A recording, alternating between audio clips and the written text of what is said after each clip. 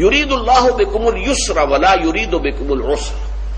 اللہ تمہارے ساتھ آسانی چاہتا ہے، سختی نہیں چاہتا۔ یہ اصل میں کیوں کہا ہے، اس کی وجہ سمجھ لیجئے، آج بھی آپ کو اپنے ہاں ایسے لوگ مل جائیں گے جن کا تقویٰ کا تصور اتنا غلط ہو گیا ہے کہ 104 درجے کا بخار ہے، روزہ چھوڑنے کو تیار نہیں۔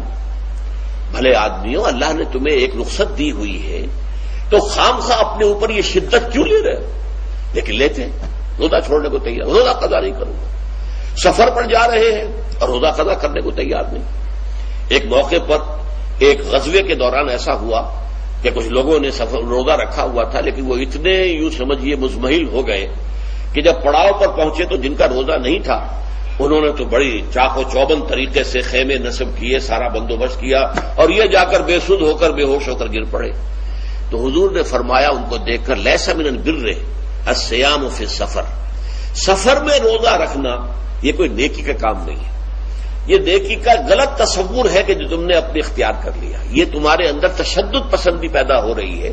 دین کے احکام میں جو مقصد ہے وہ کیا ہے؟ یرید اللہ بکم اليسر ولا یرید بکم العسر۔ اسی پر عمل کرتے ہوئے حضور نے فرمایا ہے کہ جو بھی علماء دین ہیں یا جو رہنمایان دین ہیں ان کا کام کیا ہے؟ آپ نے فرمایا یسروا ولا تعسروا، دیکھو آسانیاں پیدا کرو، سختیاں پیدا نہ کرو۔ دین میں سختیاں پیدا کرنا بھی وہ اسر اور اغلال بن جاتا ہے کہ جس کو رفع کرنے کے لیے اور جس سے لوگوں کو، یہودیوں کو اور تمام اہل کتاب کو نجات دینے کے لیے اللہ تعالیٰ نے اپنے رسول محمد صلی اللہ علیہ وسلم کو بھیجا۔ وَيَضَعُ عَنْهُمْ إِصْرَهُمْ وَالْأَغْلَالَ الَّتِي كَانَتْ عَلَيْهِمْ، کہ جہاں وہ نیکی کا حکم دیتے ہیں، بدی سے روکتے ہیں، پاکیزہ چیزوں کو حلال ٹھہراتے ہیں اور خبیث چیزوں کو، ناپاک چیزوں کو حرام قرار دیتے ہیں، وہیں وہ لوگوں کے اوپر سے وہ بوجھ بھی ختم کرتے ہیں کہ جو انہوں نے خام خواہ اپنے اوپر لاد لیے۔ تو ان میں سے یہ بھی ہے کہ یہ نیکی کا کام نہیں ہے کہ آپ سفر میں ہیں اور روزہ رکھ رہے ہیں۔ یرید اللہ بکم اليسر ولا یرید بکم العسر وَلِتُكْمِلُوا الْعِدَّةَ، لیکن یہ بات واضح رہے کہ اب تمہارے لیے تعداد کو پورا کرنا لازم ہے، یہ نہیں ہے کہ آپ اس کی جگہ پر فدیہ دے دیں تو بات پوری ہو جائے گی، نہیں۔ روزے کی تعداد، آپ کے رمضان میں 2 روزے 3 روزے چھوٹ گئے بیماری کی وجہ سے، ٹھیک ہے، لیکن دوسرے دنوں میں اس کی قضا دینی لازم ہے، وہ روزے رکھنے جو ہے آپ پر لازم ہے، ان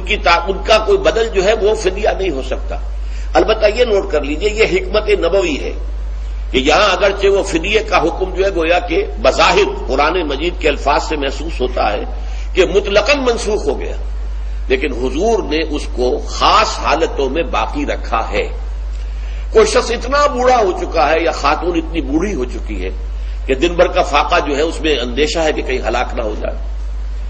کوئی مریض ہے، مرد ہے یا عورت ہے، وہ ڈائبٹیز کی مریضہ ہے، اس کو وہ شوگر کا مرض ہے اور وہ اس کو برداشت نہیں کر سکتی، شوگر لیول بہت نیچے ہو جائے تو موت واقع ہو سکتی۔ کوئی ایسا مریض ہے جس کو مرض سے شفا پانے کی اب کوئی امید ہے ہی نہیں کہ میں مرض سے شفا پا جاؤں گا یا پا جاؤں گی تو اس کے بعد میں روزہ مکمل کر دوں گی، نہیں۔ ایسے لوگوں کے لیے حضور نے اس رعایت کو برقرار رکھا ہے کہ ایسے لوگ اگر ایک مسکین کو کھانا کھلا دیں تو یہ فدیہ بن جائے گا، لیکن جو بھی شخص صحت مند ہو اور صحت کی توقع رکھتا ہو اور جو شخص بھی طاقت رکھتا ہو روزے کا قضا کر دینے کا، اس کے لیے لازم ہے کہ روزوں کی قضا کرے۔ وَلِتُكْمِلُوا الْعِدَّةَ وَلِتُكَبِّرُوا اللَّهَ عَلَى مَا هَدَاكُمْ، اور تاکہ تم اللہ کی کبریائی کا اعلان کرو اس چیز پر کہ جو اس نے تمہیں ہدایت عطا فرمائی ہے۔ اب اس کا ایک تو ظاہر ہے کہ جب روزے ختم ہوتے ہیں عید الفطر میں، تکبیر، اضافی تکبیرات کے ساتھ 2 رکعتیں ہیں جو ہم ادا کرتے ہیں۔ احناف کے نزدیک 6 اضافی تکبیرات ہیں اور اہل حدیث کے نزدیک 12 ہیں، لیکن تکبیرات ہیں اضافی۔ اور یہ کہ جاتے ہوئے اور آتے ہوئے عید کے لیے آپ جا رہے ہیں تو تکبیرات پڑھتے ہوئے جائیے، واپس آ رہے ہیں تکبیر پڑھتے ہوئے آئیے، اور یہ بھی کہ جاتے ہوئے راستہ کوئی اور، آتے ہوئے راستہ کوئی اور